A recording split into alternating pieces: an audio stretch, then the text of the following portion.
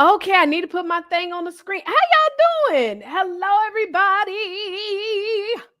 Hello, hello, hello. How are you guys doing, y'all? I'm so grateful to be here. What a blessing of today. Listen, y'all go ahead and drop in the chat and let me know what city and state you guys are chiming in from. We just got finished doing our giveaways. And so face is shiny, the audio is off, but you know what, y'all? I don't know if it's because it's cold out here. Long as y'all can hear me okay, because it just really is just not giving. Right now, it's not giving what it's supposed to give, but we're gonna still make it work. That's what we're gonna do, right? That's what we're gonna do, right? So y'all go ahead and put y'all city and state in the chat. Let me know if you guys are here with me, what city and state you guys are chiming in from. Just all the things, all the things, all the things, all the things. Let us know, guys. And so I'm really grateful. I'm really grateful because we just did another giveaway. We selected another 5 names to win. And we're going to be selecting another 5 names to win on next Sunday. I feel like I need to go get my powder so I can press it down, but that's okay. We're going to do it. We're going to do what we do. Let me see what y'all talking about over here in the chat. Yes, you made it. Opelousas. Opelousas. Made it. Yes, made it. Hello, y'all. Atlanta, Georgia. Atlanta, Georgia. What's going on? Okay, another Louisiana. Ruston, Louisiana. We've got a lot. Yes. Tammy said, long time no see. I know, girl. It feels like it's been minutes since we've seen each other. Lawrenceville, Georgia. Good evening. Yes, Montgomery, the Gump. Victoria, I'm going to be coming out to Montgomery really soon to go tour a new space. And so, yes, y'all. Let's see. Y'all here? Okay, y'all hear me? All right, thank you. Lilburn, Georgia, Virginia Beach. We've got VA Beach, Vibe Beach. You know, I'm from Virginia. And so Vibe Beach, Virginia Beach, whatever you want to call it, that's where we from. Well, I'm from Hampton, though, specifically. All right, y'all. But listen, I'm really, really excited about today. Y'all drop in the chat and let me know just some like wins or some things that you've learned, right? Some things that you've maybe learned, some takeaways so far from this week, for this month. This month has been action-packed, and the fact that we've literally been live with y'all every single day this month. And some of y'all been plugging in every single day this month. Like, that is fire to me. And so drop in the chat just some takeaways that you have learned from anybody, one of our speakers, any of that good stuff. Let us know in the chat. And yeah, man, we about to get ready to get into our speaker, who's also going to just be so dynamic. So I'm looking forward to that. But yeah, let us know in the chat, what are some takeaways that you guys have learned? What are some takeaways? Let me see what y'all got to say.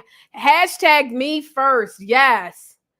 Hashtag me first. I'm with you. Like that. Listen, Sharon talked about that today. We got to put ourselves first, y'all. And honestly, that is a principle that I have been living by, not all the time. You know what I'm saying? Not all the time. And I had to start to adapt that when I went into a space of burnout, depression, and everything. And now when I feel myself getting to that space, because some people, they always, tell me, they always say, Yvette, they're like, girl, you need to rest. You need to rest. You need to rest. Trust me when I tell you, your girl, when I feel it, I take off. And so if y'all ever hear where Taria's like, oh, Taria had to cancel all the meetings today or had to reschedule your meeting, it's probably because I'm in that burnout space and it's time to take a rest. Yes, Dr. Deshanda's launch. Come on now. She dropped major nuggets. Yes, what else y'all got? We have to put ourselves first in order to be our best selves. You have to heal to be your best self. Launch. Come on, Dr. Deshonda. There's a lot of y'all that were talking about when she said the launch. I saw so many people commenting, launch, launch, launch. We have to put ourselves, yes, we have to put ourselves first. You have to make a decision to heal and acknowledge when you are burned out. Prioritize rest. Come on. Continue to learn and grow. I love it, y'all. Well, this is good. This is great. Well, let's go ahead and bring on our next speaker. I'm going to introduce to you guys who we have up on the stage. This is none other than Dr. Dawn Menge. Now, if we got anybody here that is in California, let me know in the chat. If we got anybody that is in California, let me know in the chat. And so, one thing I will tell you about Dr. Dawn is that I've had a chance to connect with her since she's been a part of Book Prophets Club Speakers Elite. And y'all, she was able to light up the stage this past Ghana conference. Her and many of our other speakers lit up the stage, and Dr. Dawn has done some tremendous things. So let me tell y'all, first of all, Dr. Dawn has won 90 international literacy awards, 135 film festival awards. I told her, you need to create a whole, I'm just going to let you, I said, you need to create a whole course teaching people how do they win these awards, because film festival, what? Put us in, right? Put us in. Now, as a published author of Queen Vernita's educational series and Queen Giggles Kingdom, including the Special Recognition Championship Award for Conquering Disabilities with film, Best Written Words from Miracle Makers Film, Hollywood Dreamers Film, Screenplay feature, San Diego Kids International Film Festival, International Author Boss Award from Power Conversations Magazine, and Success Magazine's 2023 Women of Influence. I'll just also throw this in. She also was a 2026 Author All-Star recipient of the Lifetime Achievement Award. Her published works also include the 6 federal individual educational plan goals and the effectiveness of their implementation and preparing for transition. Dr. Dawn Menge has a PhD in education. She specializes in curriculum and instruction. She also holds a master's in a Clear Credential in moderate severe disabilities and a bachelor's degree in human development. Dr. Dawn Menge has been teaching students with severe cognitive delays for over 20 years and mentors and lectures graduate students. Ladies and gentlemen, I present to you none other than Dr. Dawn Menge. Good evening, everybody, and thank you for joining me. My name is Dr. Dawn Menge, and I'm here to talk to you about 8 reasons why sharing our experiences helps us and others as we journey through life. So first, we're going to go through the first 8 reasons. Sharing with others helps us process the experience. Sharing with others creates a bond through common experiences. It helps us determine our core values. Freely communicating creates an environment for positive collaborations. Helps us to be fully present in our lives as we share with others. Reflecting on past positive experiences gives us a foundation for new experiences. When we engage in shared experiences, our brains release neurochemicals such as oxytocin, dopamine, and endorphins, which are known as feel-good chemicals. Positive emotions are contagious, right? If you feel good, then other people start feeling better when you're happy and joyful, right? So sharing positive experiences helps other people to see the positive experiences they're having in their life. So a little bit about myself. I teach students with severe cognitive delays by day. I've been teaching for almost 30 years now. And in my free time, I write a children's series. It's pre-K to 6th grade. I have 15 published books out now. And I've won over 90 literary awards and over 200 film festival awards with my series. So I'm here to help you share your experiences with the world, not just in children's books, but you can delve into any genre you would like to delve into. I recently have written a romance book. So I've kind of veered off a little bit and done something a little bit different. But my series is called Queen Vernita's Visitors. And I actually started writing it when I was getting my credential. It was an assignment to write a math book. So I wrote this and I actually named it after my student. So it was called Queen Victoria's Visitors. And then all of my students were in the book and we traveled around, did a little skit, to the local elementary schools. I went back and explained my students' behaviors, their disabilities. So it was a teaching tool.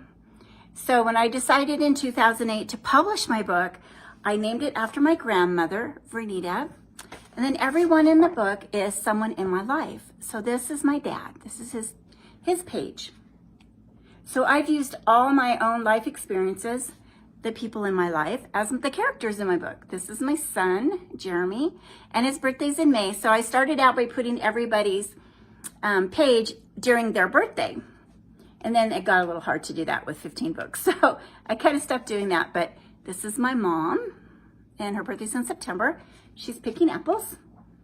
And then this is my daughter, Nicole. Her birthday's in November. And so, of course, they're having a feast. And a little bit about the impact that the books are having. I have a teacher friend who helps people who are immigrating here from other countries, like Mexico, China, and Africa. And Ne, who came from the savannas of Africa, came here, didn't know how to read or write English. So he's using my books to learn how to do that. And he actually used this page to learn how to count because it reminded him of his family at home. So we're building commonalities with other people. And so that's what we are trying to do, is connect. So your goal should be to connect with one person, and you only have to connect with one person. So when you think that you don't have anything that's happened in your life or anything to say that other people want to hear, this is not true. See, this is one experience. When I wrote this, I was writing about my daughter, Thanksgiving, a calendar book, days of the week, months of the years, and seasons. I never thought that someone who immigrated to the U.S. from Africa was going to learn how to count by looking at this illustration.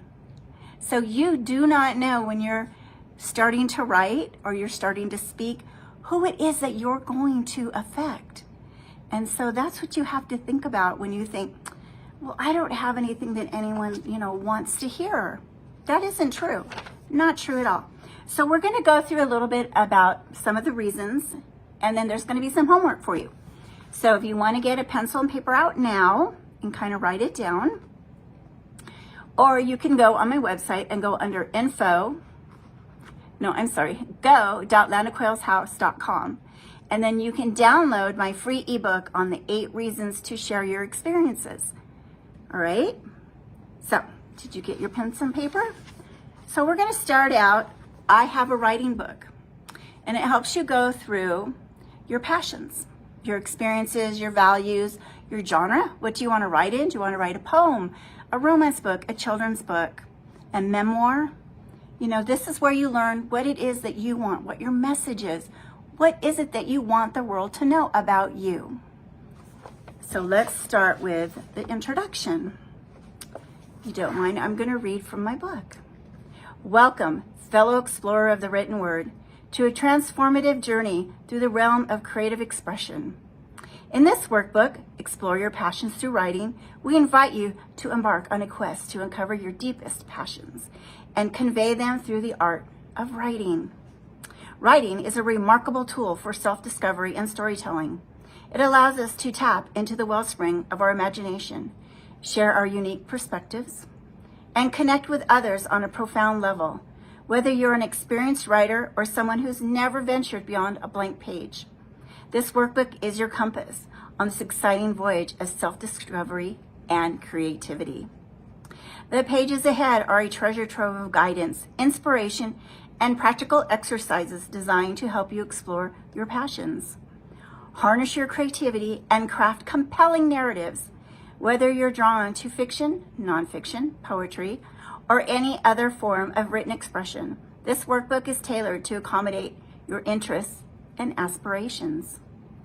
As you delve deeper into the chapters, you'll uncover strategies for unlocking your creativity, techniques for honing your writing skills, and the wisdom to navigate the various genres that pique your interest.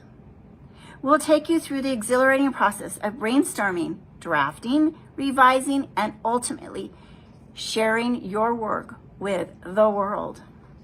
Throughout this journey, you'll encounter writing prompts that will ignite your imagination, reflective exercises to connect with your passions, and a wealth of resources to fuel your curiosity.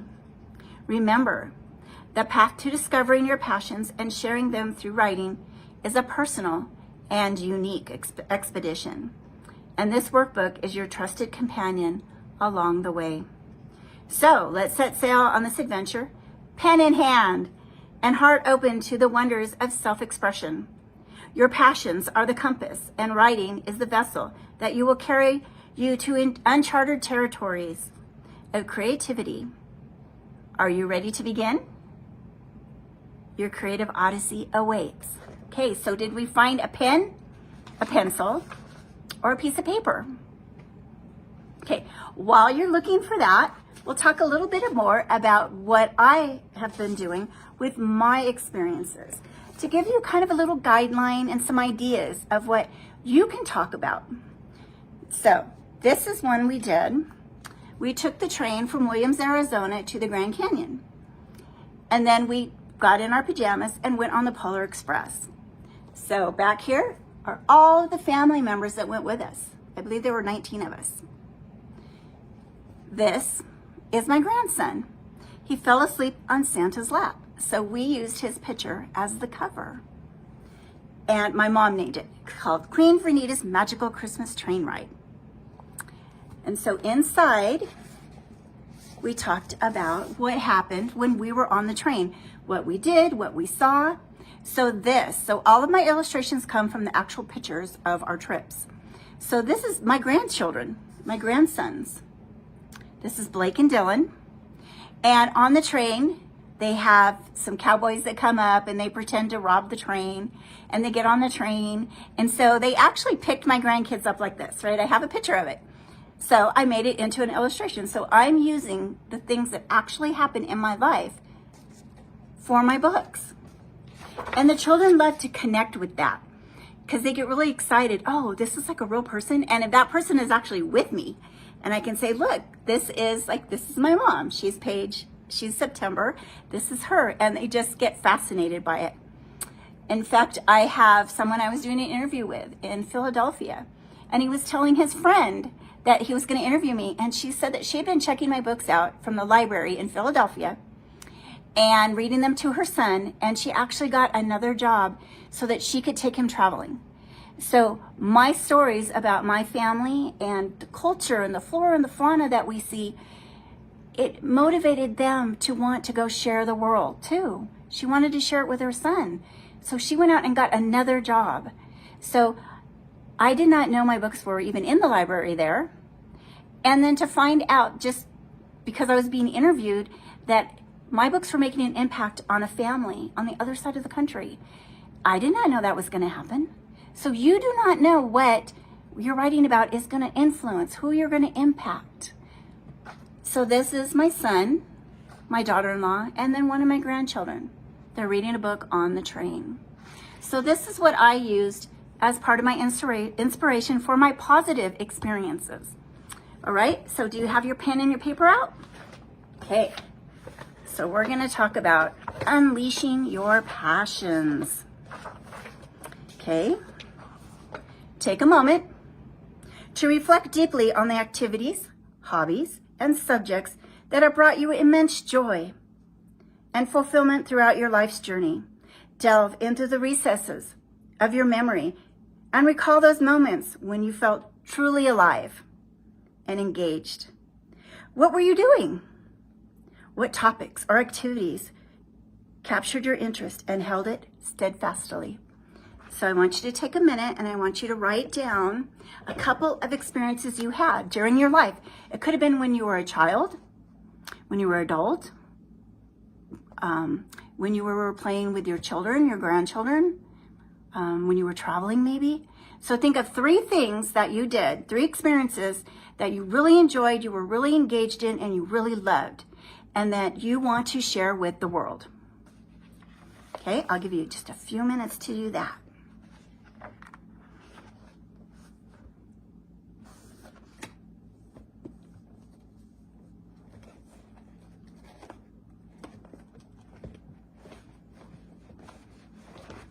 Okay, did you jot them down? Now later on when we're all done, then you can spend some time kind of making that a little longer, being more thorough about what your experiences were. But this is just to start you off, okay? So we're going to talk about experiences, Okay, so I write about my experiences, right? And the people I know. So here's another example of what I do. This was my third book, I believe. So Queen Vernita meets Sir Heathy Bean the astronomer. Sir Heathy Bean is my little brother. He is an astronomer at JPL. So we decided to write a book together. So Sir Heathy Bean, his name is Heath. So when he was little, we called him Heathy Bean. So he became Sir Heathy Bean. He picked out his outfit. He wanted to be, I'm trying to find a good picture of him. All right, so right here. This is what he wanted his character to look like. He does not look like this. He wanted the character to have wild hair, and of course a lab coat, and then bunny slippers. So his character is very, very unique. And then in this page, he is talking to actually the son of a friend of mine. Like I said, everyone in the book is a real person. So this is Jake, and Jake has cerebral palsy. So in my book, we're talking about the stars, the planets, asteroids, and then we're also talking about cerebral palsy. So it's just a little snippet of information, but these characters are all real. So I'm getting mine from my life, right? So think about your life. Like who in your life would you like to write about? Was there someone you went on this amazing trip with, right? Or do you have a funny story when you were growing up and you have a friend and you guys shared some very unique experience maybe, and you want to talk about it? All right, so here's another one. This little boy, Jeremy, has Down syndrome, and he was my student. So we're talking a little bit about, what are we talking about here? The dwarf planet. So we're talking about Pluto, and we're also talking about Down syndrome. But he has Down syndrome, but he's still learning about the planets. So he's still living his life, right? Okay, so did you think about some of your experiences? All right.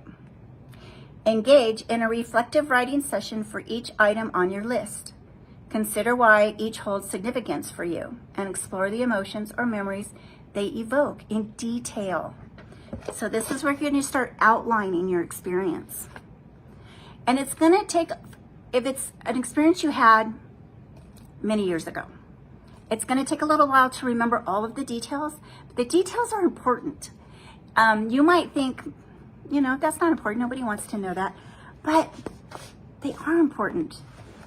I have a desert book, and I have a co-author, and he loves the desert. So he was out in the desert, and there was one of the bushes, the trees, that had owls in it.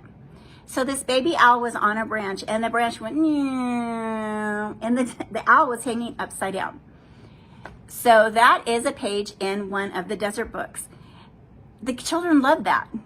They love it when you describe what happened with the little owl and how he stayed on the branch. So you have to think of those little details during your experiences. Like, was it hot? Was it cold? Was it snowing? Was it raining? You know, what was happening? Who was there with you? All right. Okay, so we're going to explore our life experiences.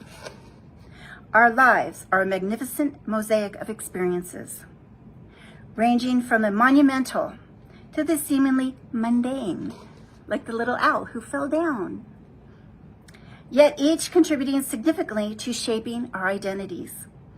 Take a moment to cast your mind back over your journey thus far, recalling the moments of triumph, the challenges overcome, and the lessons learned along the way. Which experiences stand out as particularly impactful? How have they contributed to molding your perspective and shaping your values? So we don't think about that, do we? We don't think about what happens to us during our life that helps us shape our values, right? But the things that happen to us that we're taught when we're younger, that we learn in school, we learn by our parents, we learn in the community, those things are what we're doing to make our decisions in our life. They are building our values. And when we come upon something that doesn't go with our value, then we run into a little problem with ourselves trying to decide what to do. So that could be something that you wrote about. You had an experience where you came upon something that really tested your core value, and you could talk about how you thought about it, how you resolved the issue, what did you do, maybe if other people are involved, how did you address the other people? Because there's someone out there that is going through what you went through, and they don't really know what to do. They need a guideline. And even if they don't do the same exact thing that you did, even though they might read your experience and they're like, well, that's not really me, but it helps them discover what is them, what is inside of them, what decisions do they need to make. So think about some experiences that you had, maybe that you really came upon your values and you had to make a decision. And sometimes those decisions are very hard to make, but you have to do the right thing, right? So I'm going to give you a few seconds to just jot them down. We're not going deeply into them. We're just like writing down. You could say, the one time my friend Sammy and I found a $100 bill on the ground. We didn't know what to do. So you could write about what you did, because there's someone out there who's run into something similar to that and didn't know what to do. Like they had that little voice in their head and they're saying, I really need to like give it to the police or turn it into wherever you are, the office of wherever you are. But then the other part of them are going, you know, I could really use this money. But what is the right thing to do? What is our conscience telling us to do? So I'm going to give you a minute to just write some things down so you can look at them later. Okay?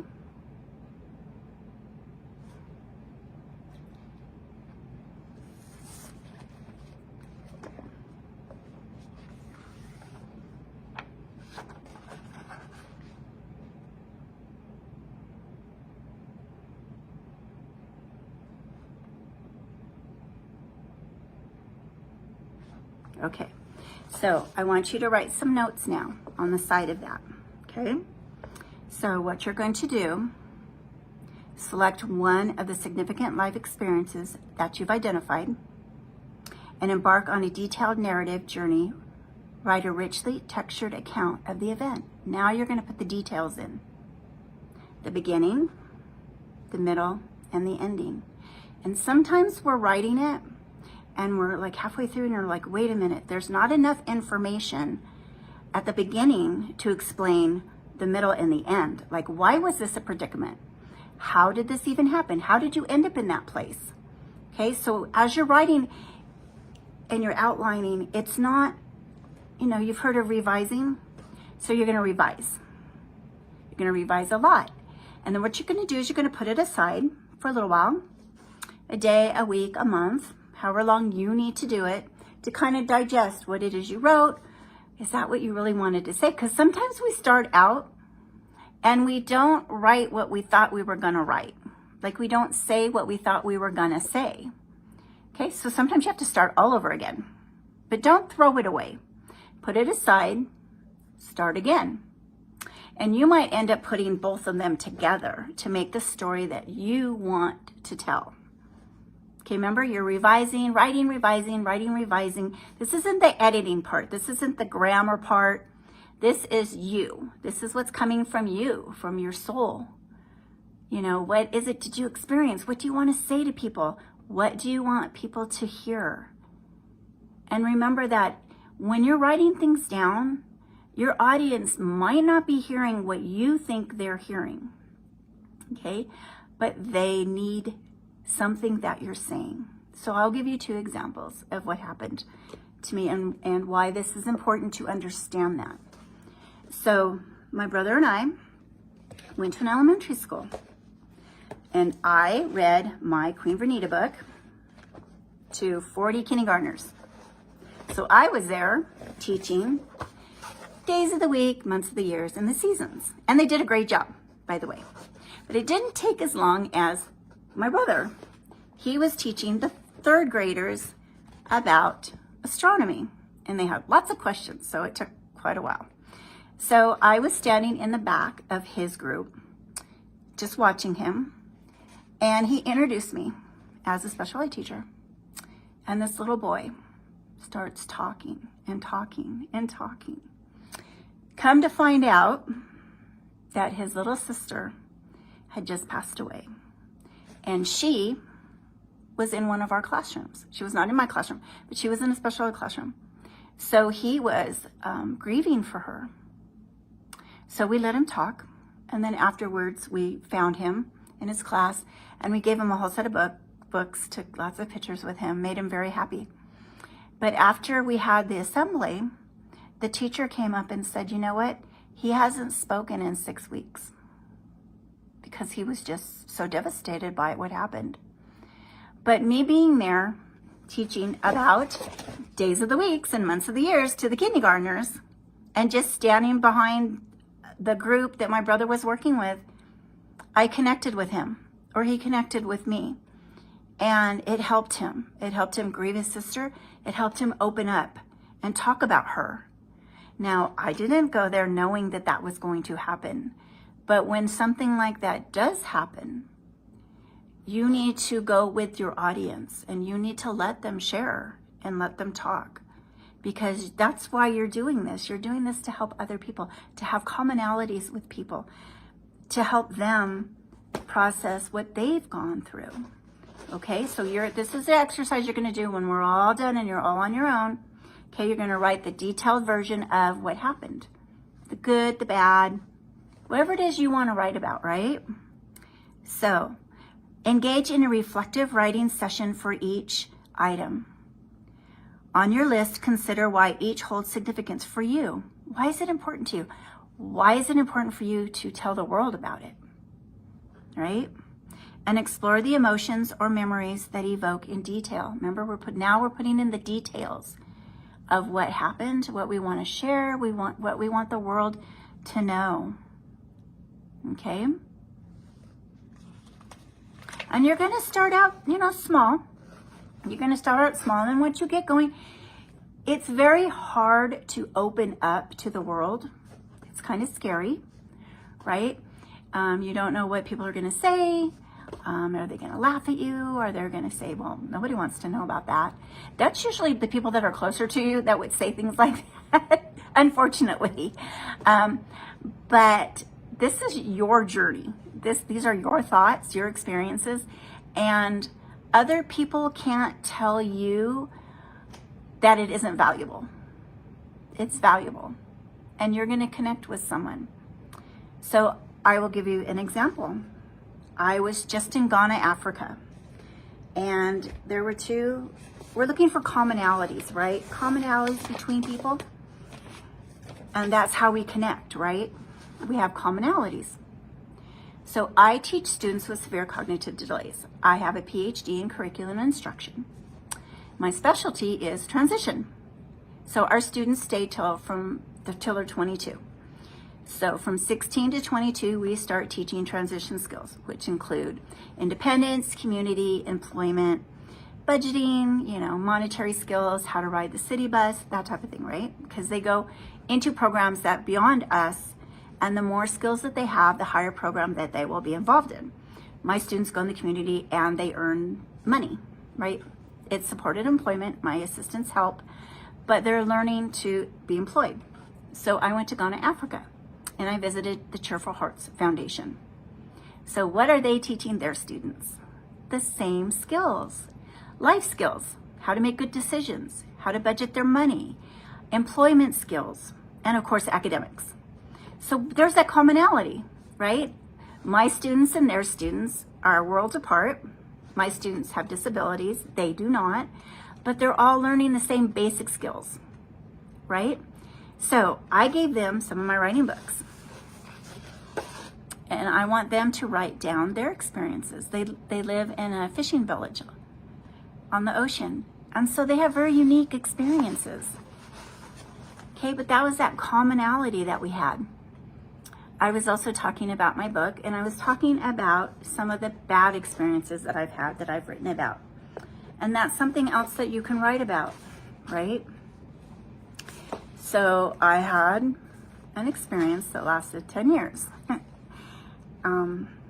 met a man, and we wanted to get married, but he had some friends who did not want that. And so they harassed me and stalked me. I had to sell my house after 3.5 years. They tried to get me fired from my job. I mean, it was very traumatic for me, right? So I was sitting in, after 3.5 years, I was sitting in the sheriff's office talking to a detective who told me who was doing it. And knowing who, I didn't even know these people. So it was very scary because I didn't even know who they were. I had to kind of like figure out who they were. And so I had a friend of mine who was helping me go through this, right? She was helping me just kind of stay sane, I guess would be the best word. So we drove to Vegas, and on the way to Vegas, together, we wrote Dragon's Breath in the 3 hours it took to drive to Vegas. So what we did was we took the things that have happened to me, the things that were said to me, and I embedded them into the book. So she told me that he wanted a dragon slayer that looked good in a thong. So she's a dragon. She's a bad dragon in the book. I'm Queen Giggles and he's King Teddy Bear. Okay, and so they have a village, and there's something bad is happening. There's all this black smoke, right? So they had to be separated. Like, we couldn't be together because it was just too dangerous, and they wouldn't stop. And so I have at the beginning that the king introduces his queen to the dragon, which is what happened. He introduced me to this woman. There was actually 2 women, but to the woman, and she threatened me in my home, but she didn't want to be friends. See, the dragon's jealous and mad. No, you're not going to be friends, you know, with the king. And so she's stomping on the roses. I did not give the lady roses. My illustrator put that in there. But so at night, she was blowing black smoke on the crops and ruining the crops, right? And so the villagers, they don't know what's going on. But the dragon is promising to help them, though the dragon's the one doing it, right? And so here we see the villagers they're despondent. All their crops are dying. You know, they don't know how to solve the problem. And here we are, the dragon, going, oh, wow, what's going on? So this book is read all around the world. The children love it. The only thing is that the children want the dragon to be a good dragon. She didn't mean to do it. She really didn't mean to hurt anybody, right? Because eventually the king catches her and then tells her she has to leave. She can't hurt his friends. But I always have to point out this page. So this is about like the details that you put into your stories. She's watching them being devastated. So she knows she's hurting them. So she knows she is, but she continues to do it until she gets caught doing it. The king hears her huffing and puffing and then catches her. So those are things you put into your stories. See, and he tells her, you have to leave. Okay, so when you have something that might not be so positive, like I did, and this is where you're processing your emotions. It really helped me to process and to put everything down. It was kind of like documenting what happened to me and sharing it with everyone. And it's a lesson for the children, you know, that it's not okay to hurt people, and that that children need to learn that people do intentionally hurt you. And those people cannot be in your life, because there are people who do intentionally hurt you. And we always teach our children to, if someone apologizes, you accept their apology, but if they keep doing things, then no, we're not accepting the apology, it's not okay. And so that's what I did. That's how I processed what happened to me. And it was very, very helpful for me. And it's helpful for all the children that read the story. So that's where you think about things that maybe aren't so good, that happened to you in your life, that you navigated through. You figured out how to get through it. You came on the other side of it. Things are really good for you now. So what did you do? How did you do that? So remember, you're not just writing, you're not just writing a children's book. You can write a romance book. You can write a poetry book, a memoir, a self-help book, whatever it is that you need to write to get your message out to the world, right? So this is another example of how you're impacting other people. I was in Ghana. I was talking about dragon's breath and what I did. I wrote about positive experiences with my queen Vernita, and then I have this other series where I'm writing about this. But I did write a book. There's a happy part now. Okay, the dragon left an egg, and the king and queen found the egg, and out of the egg came Precious, the baby dragon. And so she's helping the kingdom. So she's the good dragon. She's helping the kingdom. See, here they are walking on the beach. And then they found the egg. But she's helping the kingdom. She's helping the king. She gets knighted. But she's sad because she's the only dragon and she doesn't have a family.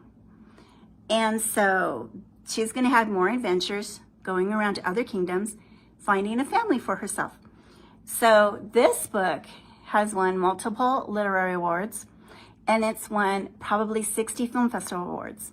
Recently, I entered it into the San Diego Kids Film Festival, and I live in California, and they picked it for the Screenplay feature. So what they did is the local playhouse, the children from the local playhouse, turned my book into a live action play for the film festival. And it was an author's dream come true, is all I can say. It was amazing. They were dancing and singing, and they even put jokes in the story. So it was really great. And the reason she picked my story, because I didn't even win an award in it, but they did that, which is much better than any award. So they picked it because the dragon, the baby dragon, was walking along, and she fell in a caldera. Okay, I love Kona, Hawaii. I love volcanoes. I wrote a couple books on Hawaii, so I picked that. So she fell into the caldera, the baby dragon did. So she didn't know how to fly, and she didn't know how to blow fire. So while she's in the caldera, she learns how to do this. And this is why they picked the story, because it talks about how she tries and tries and tries until she succeeds, right? So it says, hiss, gurgle, gurgle, pop, pop. This is the volcano part, right? She's down there at the bottom and it's starting to like erupt. The baby dragon looked up and noticed that there was a steaming, red-hot mound of lava that was beginning to rise. As she watched the mound become bigger and bigger, the lava blew big bubbles into the air of hot steam that popped with a loud sound. Pop, pop. The baby grew scared and started to flap her dragon wings as hard as she could to get away from the lava. As she did this, her toes came up off the ground. Startled, she stopped flapping her wings and plopped back down on the ground. What just happened? She began flapping her wings again, rose higher and higher into the air. I'm flying, I'm flying. She became so excited that she started to breathe big, deep breaths and blow out. And then that's when she started breathing the fire. But this is why they picked my book, because she tried and tried and tried and succeeded. See? So you don't know what someone's going to get from your book. Like when they were talking about that, I'm like, oh, yes, that isn't what I thought the main idea in the book was, but that's what they picked up on. So it was just amazing. It was one of the best things I've ever seen. I loved it. And they put these little jokes in it. It was so funny. Okay, so we're going to talk about one more thing, and then I'm going to let you go discover what you want to tell the world. How's that? Okay, discovering your values and beliefs. Now, this is important because when I started writing, I didn't realize that I was giving a message to the world. And I was just writing. I was writing about my family adventures. But you have to think about the message you're giving people. What is it you want to say? What is it you want them to know? Why are you telling them this? So you need to know some of that before you finish writing. So think about the things that are most important to you. What do you care about deeply? It could be fairness, kindness, honesty, or something else. These are your values. They're like your inner compass guiding you in life. They're that little voice in your head, right? Now, consider what you believe in strongly. Maybe you believe in helping others, protecting the environment, or standing up for what's right, which is a very hard thing to do sometimes. Sometimes you're the only one standing up for what's right, right? These are your beliefs. They're like your personal rules for how to live, right? So that's what we're talking about. If you have an experience and you had to go through the right and the wrong, the right and the wrong, most of the time the right thing is not the easiest thing to do, right? So if you found $100, let's just say, in the grocery store, because that actually happened to me one time. I found $100 laying on the oranges. What do? We really needed that $100. My husband was out of work. I had a bunch of little kids. But we gave it to the cashier. And nobody claimed it, and I did get to keep it. But I had to do the right thing first. The easiest thing would have been to do was to use that money to buy myself groceries, right? But it wasn't my money. And what if that person really needed that more than I did, right? So you have to do the right thing. So when you're going through what you're writing, remember, someone else is going to use that as their guideline for their life, for something that they're going through right now and they don't know what to do. When I was going through my experiences, there was a lot of gaslighting. Like they'd come in my house and they'd move things around. They took my dishes out of the dishwasher, my dirty dishes, out of the dishwasher, put them back in the cabinet. You know, I'd come home from work and I'm like, it feels weird, like something's different, and things would be moved. They cut my sheets, you know, they cut my pants, but I just couldn't catch them. So there's a lot of gaslighting. And so that makes you feel like, you know, like you're losing it, you know, right? Because that's the point of it. That's the point of the gaslighting.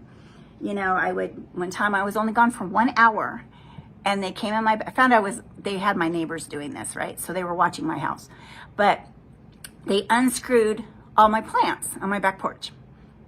So my plants still didn't fall down. They literally unscrewed them and laid them down. Just to tell me they were there, I don't know. But they did those kind of things. And it's very frustrating. But that's what gaslighting is. So if something's happening to you and you're writing it down, it's going to help someone else. Someone else is going through something and they don't know what to do. They don't know where to go. They don't know who to help or to get help. And one thing I learned is that what happened to me, like being stalked in your home and having to move, is actually more common than you want it to be. It's actually very common, which is scary. So just think about that. So one more thing, defining your book's purpose and message. In the previous chapters, we have explored various aspects of crafting your book concept, including generating ideas, identifying your target audience, and developing compelling characters and plot lines. Now, it is time to delve deeper into the heart of your book and define its purpose and message, right? The chapter will guide you through the process of clarifying the underlying meaning and intent of your work, helping you create a book that resonates with readers and leaves a lasting impact. Excuse me. Okay, the power of purpose. Why are you writing your book? Why are you writing your story? Why are you sharing it? Defining your book's purpose is crucial for both you as an author and your readers. A clear purpose serves as a guiding light, directing your writing process and infusing your work with intention. It provides focus and clarity, ensuring that your book delivers a compelling and meaningful experience. When you have a well-defined purpose, it becomes the driving force behind your creative decisions. It helps you make choices about the themes, characters, and plot lines that align with your vision. Without a clear purpose, your book may lack cohesion and direction, leaving readers feeling disconnected and unsatisfied. You don't want that. Moreover, understanding your purpose as an author can bring a sense of fulfillment and motivation. It gives you a sense of direction, a compass to navigate through the challenges of writing when you know why you are writing and what you hope to achieve. It becomes easier to overcome obstacles and stay committed to the process. Writing's hard. So if you're going through it and you're at the point like, well, I don't know why I'm doing this. Why am I doing this? If you have a defined purpose and a meaning, then you're going to know why you're doing it, and you're going to be able to go back and continue doing it. Okay, so the very last thing you're going to do, defining the purpose and message of your book. Reflect on your motivation. Why are you doing this? Why are you writing about this experience, fun, or a bad experience, or a funny experience? Like, why are you sharing it? Take a few moments to sit quietly and reflect on your motivation for writing this book. What inspired you to embark on this writing journey? What personal experiences, beliefs, and passions are driving you? Write down any thoughts or feelings that come to mind. Be open and honest with yourself, allowing your innermost motivations to surface. Now that's important, being honest with yourself. Why are you doing this? Because as you're doing it, as you're getting out in the world, as you're sharing your story, that's going to be coming into question. Even if you're the only person, you might be questioning yourself. Why did I want to do this? Why did I want to tell the world this? What was the purpose of telling people? So I don't share my stories to get vindication for the people that hurt me, because people that do things like that don't care if they hurt you. They're purposely hurting you. I'm doing it because it helps me heal, and because it's going to help someone else heal. I've done a lot of interviews with other people who have been stalked, and we've shared our experiences. Some were worse than mine, some weren't as bad as mine, but it's a lot more common. But you've all had experiences. When I was 16, I was in a car accident, and I spent 6 months in a body cast for my junior year. That was my junior year in high school. And so that's an experience I have that connects with other people who've been in a car accident, who've had to recover, who've had to go through physical therapy, who couldn't walk. I couldn't play volleyball anymore, and I loved volleyball. I grew up snow skiing. I live in the mountains. I grew up snow skiing. I had to build my strength up again. I broke my femur, my pelvis, my sternum. So I had to do all that. It still bothers me now. But I've connected with a lot of people who have been in car accidents. So there's that commonality. And when I was in Ghana giving the speech, and I was talking about dragon's breath, and I went back to my table during a break, and a woman came up to me, and she was very excited, very happy. She was very happy that I was talking about what I was talking about. Even though it's hard for me to talk about it, she connected with me, and she told me that when she was 8 years old, she had been bound and beaten. And she's a grown woman now, but she wanted to talk about it. She wanted to write about it. And she was ready, because I asked her, well, I know how scary it is to talk about this, because I don't know who did this to her. And she said, no, I'm ready. I'm ready to talk about it. And she was so excited, and she thanked me for being there and talking about the things that had happened to me. And so I do hope she writes her story. I didn't get to talk to her again, but that was a connection I made with someone on the other side of the world, in Africa. So you do not know who you are going to connect with. So we're going to review again the 8 reasons why sharing our experiences helps us and others as we journey through life. Now, you can write this down, or you can go to go.landofquailshouse.com, put in your information, and you will get this free ebook. And so you'll be able to reference it while you're writing your stories. And on my website, you can buy my children's books or my writing book, or you can come to my retreat. I have a retreat in the mountains in California coming up the last weekend in May. And if you are interested in coming, just contact me and I'll let you know. Okay, so here are the 8 reasons.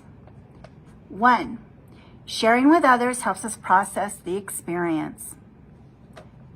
2, Sharing with others creates a bond through common experiences, right? I found common experiences with people on the other side of the world. 3, it helps us determine our core values. Sometimes we're not sure. We're raised with some core values, but as we grow up and we're adults and we go into different environments, sometimes our values, we quite start questioning the values that we were taught. 4, freely communicating creates an environment for positive collaborations. If you're open and honest, other people feel comfortable being open and honest with you. Okay? 5, being vulnerable, right? You have to be vulnerable. So number 5, helps us to be fully present in our lives as we share with others. Number 6, reflecting on past positive experiences gives us a foundation for new experiences, right? Our experiences build on each other.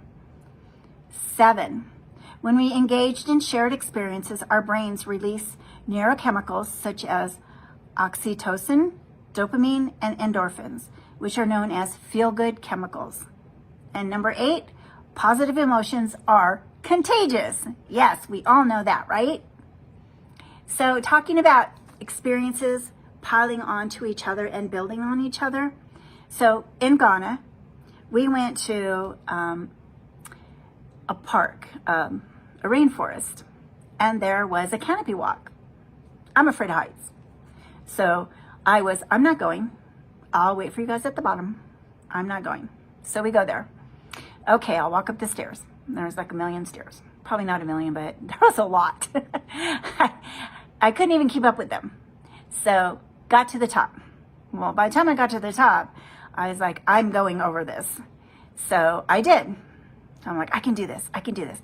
In some parts, it was 115 feet in the air, but it was all netted, but the ground was 2 planks.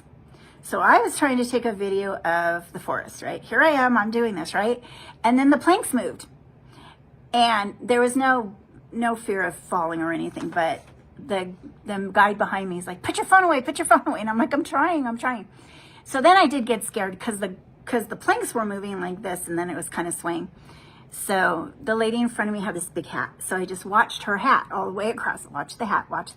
I took the shortcut.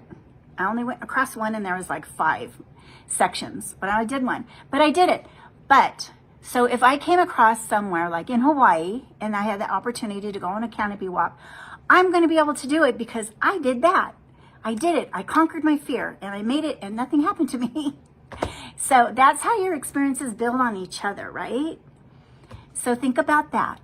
So go to go.landofcoilshouse.com, put your information in, and get your free ebook so you can have this to reference when you're writing. So you can look back at it, the 8 reasons why. You can go on there and buy my writing book. You can get some one-on-one consultations with me. And you can also go to our retreat. Okay, we're going to do one in Wrightwood, California, where I live, in a castle. And it has a private chef. And we're going to do one in New Orleans. So contact us and let me know what you would like to do. But I hope you enjoyed our little talk tonight and you did your exercises. Remember, now you have more homework to do after we're done. All right. And I hope to hear from you soon. Thank you. All right, you guys, let's give it up for Dr. Dawn Menge. She was just phenomenal. Didn't she do an incredible job, guys? And I loved every aspect. You guys are right. She definitely is an amazing storyteller. And I love how she's been able to truly incorporate her children's books to share true aspects of her life. And yes, you guys, you know, she shared being able to speak in Ghana. And you just never know that, you know, how sometimes a story that you might think is directly only related to you and maybe your experience and where you are from, how sharing your truth can help impact the lives of so many. And so Dr. Dawn was amazing. Matter of fact, since she kept talking about it, I do want to add it in real quick so you guys can see. our Ghana. We showed it the other day, and we're looking for some people who want to come with us. And so if you want to come with us to Ghana for 2026, I mean, goodness. So 2025, 2026, because we go this year in December, but we bring in the new year. Here is the recap of Ghana, and you're going to go to the vocevent.com. We're actually going to be doing a live broadcast this month on the 30th. And so if you want to learn more about how you can come to Ghana and be a part of that event, be a part of, what we gave back to the nonprofit and everything, you want to go ahead and go to the VOC event. So thank you so much to Dr. Dawn. You did an incredible job. Let's go ahead and play this video, and we will finish it off for today.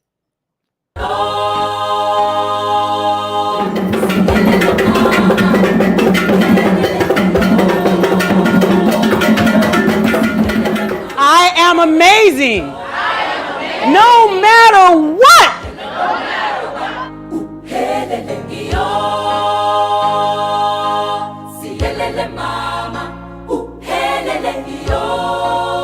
Time that you recognize your culture most is when you step out of it.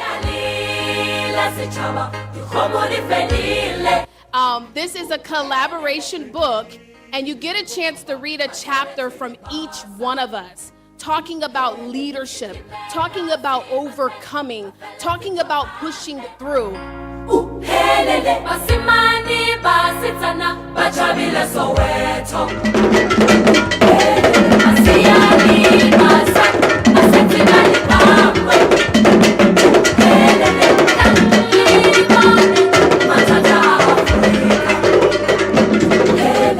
That the original Kwame Edu has done was onerous. He could have died. They could have killed him. But yet he went to wars. So they gave him the key to the state. So for this symbol, we call it the Oman Safi, the key to the state. So that is the lock and the key.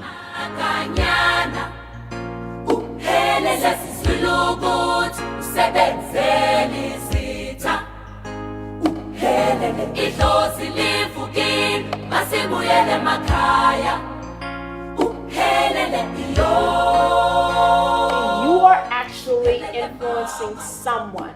Someone is watching you, your decisions, the things you do and the things you don't do.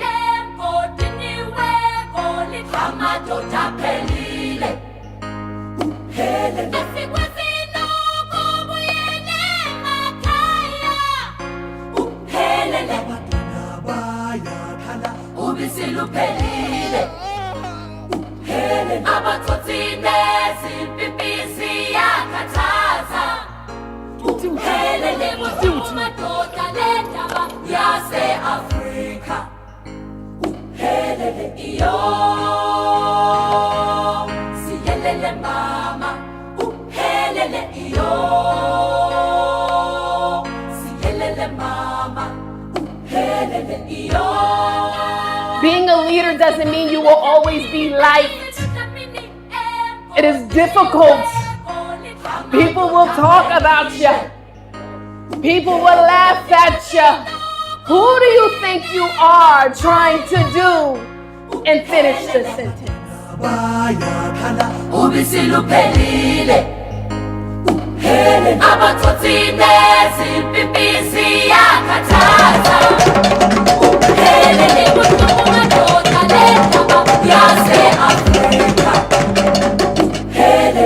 Yo